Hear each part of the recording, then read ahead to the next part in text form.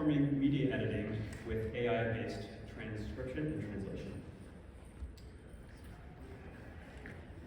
Great, the clicker actually works, so that's always a good sign.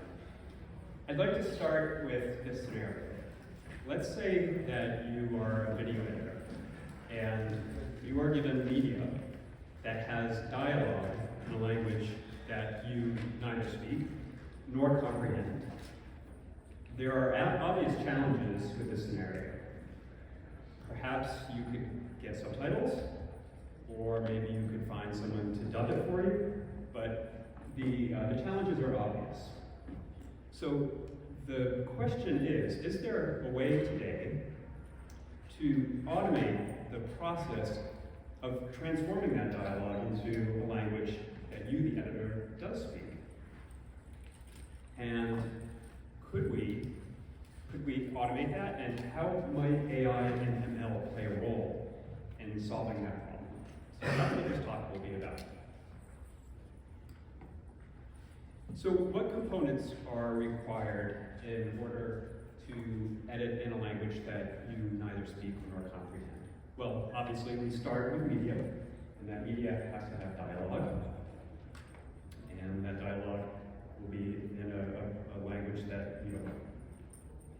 First thing that you need to do is you need to identify the language, and you need to identify the speakers. The next operation that you need to do is to get a transcription. You need to have a transcription of all of the dialogue. But again, that transcription is still in a language that you don't know. So you'll need to translate the dialogue. Now you have a transcription. That transcription now is in your language. So perhaps you could generate captions from that, which is what some people do. Perhaps you could generate speech from that with a voiceover. But is there, one other thing that you need to do, again, this is in the video editing process. The other thing that you need to do is you need to be able to switch between the original language and the language that you, the editor, does comprehend. So what if we could automate that entire process? And that's what I'll go through now. We'll break down the various operations that are required to automate that entire process. So it starts with getting a transcript. So that's what automatic speech recognition is for. So these today are implemented as AI models that are transformer-based. So let me just pause for a moment and explain what a transformer is for those that don't know. A transformer takes an input sequence of numbers and will produce an output sequence of numbers. In this case, we start with audio, so we have an audio file. That audio file goes through a pre-processing stage, which produces what's known as a Mel spectrogram, which is the frequency content over time. That is the input to the AI model. The transformer then has been trained to produce output tokens, which are ultimately turned into words. So some examples of this include OpenAI's Whisper, Meta's MMS, and Google's Chirp.